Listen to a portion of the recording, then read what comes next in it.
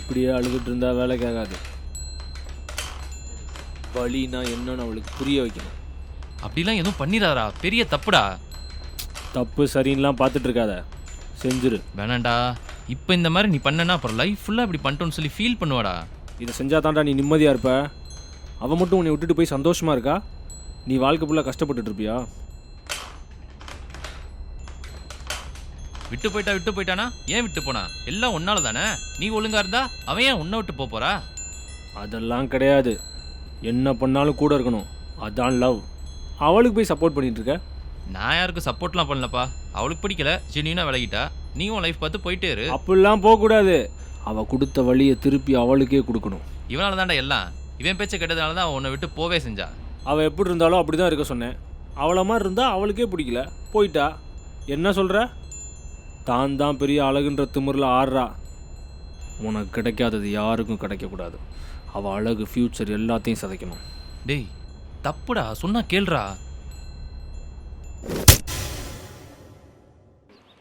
மணி இப்போ 9:50 ஆகுது. 10 மணிக்கு அவள் இந்த வழியாக தான் ஆஃபீஸ் போவா. வந்தோடனே முடிச்சுட்டு போயிடுவான்.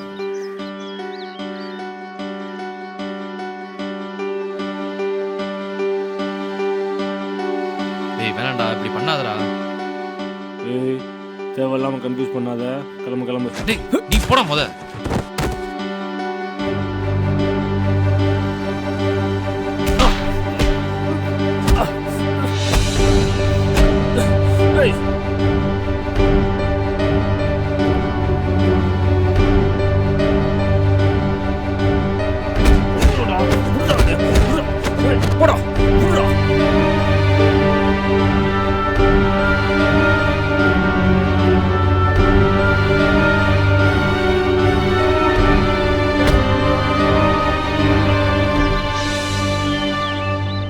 அந்த பொண்ணோட ஃபியூச்சர் பத்தி யோசிச்சு பாருடா.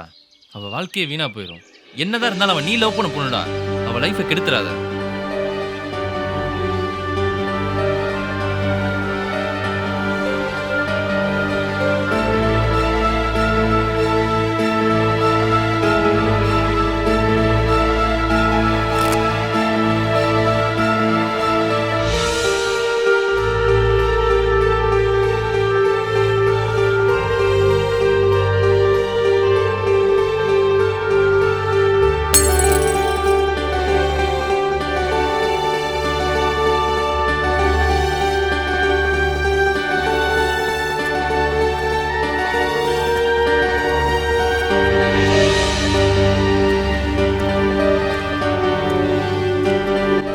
யாரு இவன்? நம்ம ஏரியாவில் தனியாக ஒரு மாதிரி நின்றுட்டு இருக்கான்.